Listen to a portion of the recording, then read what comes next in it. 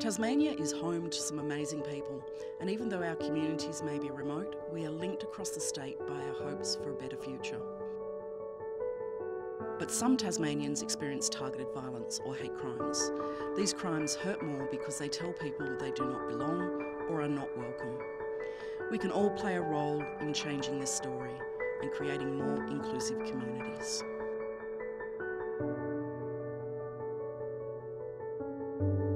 I'm getting a little bit tired of people saying that racism doesn't exist in this country. We could do something here in Tasmania because we are small and because we are so diverse. I think it all comes down to education of the wider community. We probably need more critically robust dialogues around what do we need to do, or what do communities want us to do. I think government needs to play an active role if they want people to stay in Tasmania. We know that social isolation is a really big risk factor for elder abuse. The role of allies is so critical, not only in terms of racism, but all forms of targeted violence.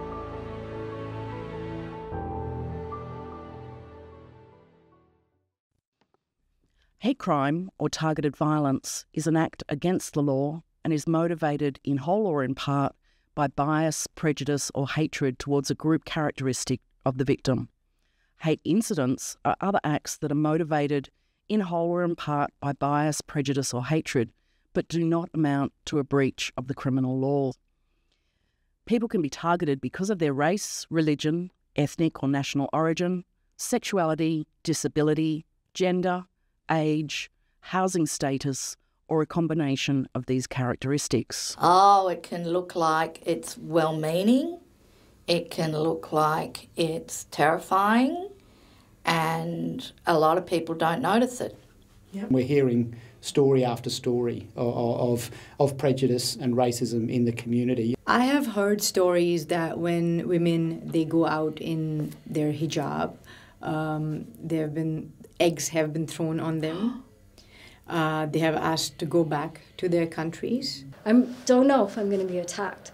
I don't know if I'm going to be hated. There are a lot of assumptions about our identity before people even know us, and I think that can definitely manifest into a lot of racism.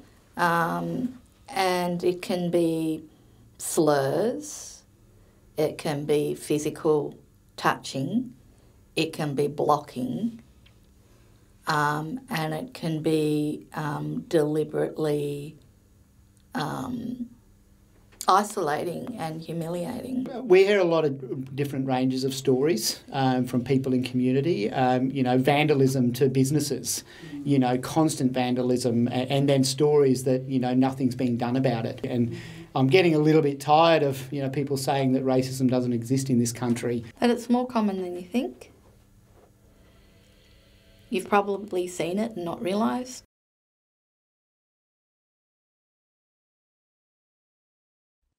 Targeted violence affects the individual who is targeted, their community, and Australian society more generally.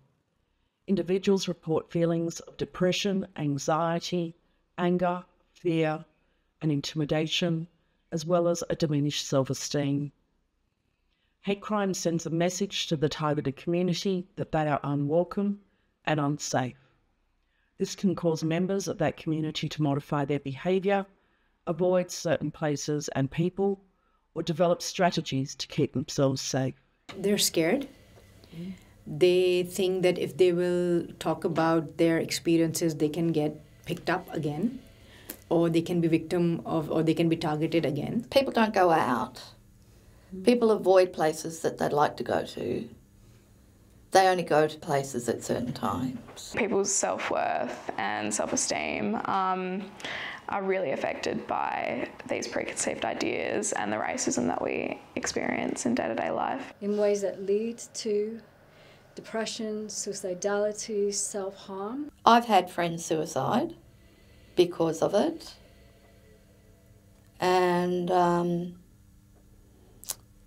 And I've had family who've been totally destroyed by it. The awful part of this is that it happens and it happens and it happens, and we change our lives because of it.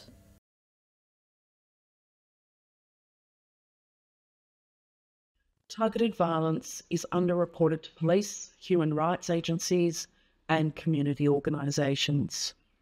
Some victims are unsure whether it is worth reporting an incident or do not trust authorities to take matters seriously if they do report.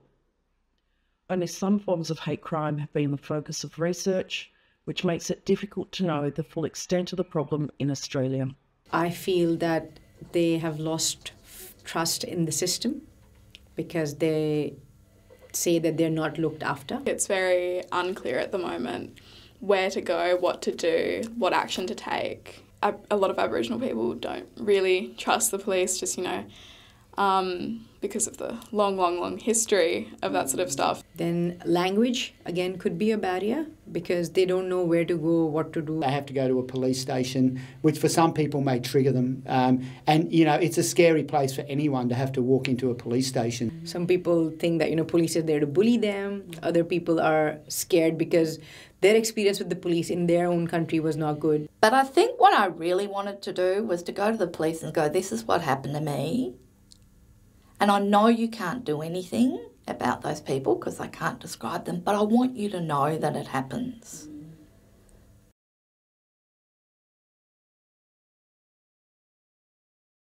All targeted violence breaches human rights and denies human dignity.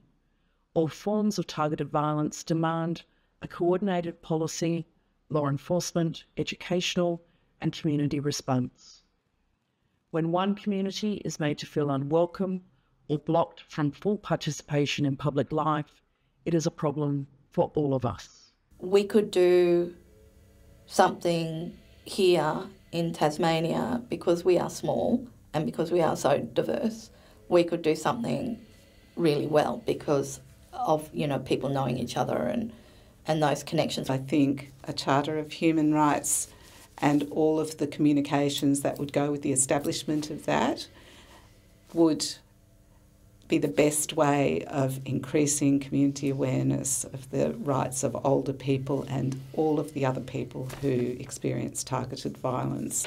I really think having a Human Rights Act in Tasmania would benefit Apollo people immensely in relation to racism and targeted hate crimes. I think government needs to play an active role if they want people to stay in Tasmania, because one of the reasons I have heard that people don't want to live in Tassie because they're not tolerant enough. They are not ready to accept migrants. I think education plays a fundamental role in people moving forward and creating a safe environment for everyone. There are lots and lots of resources out there that you can access, and having conversations with community leaders and even family members, you can learn a lot. What I'd really like to happen is that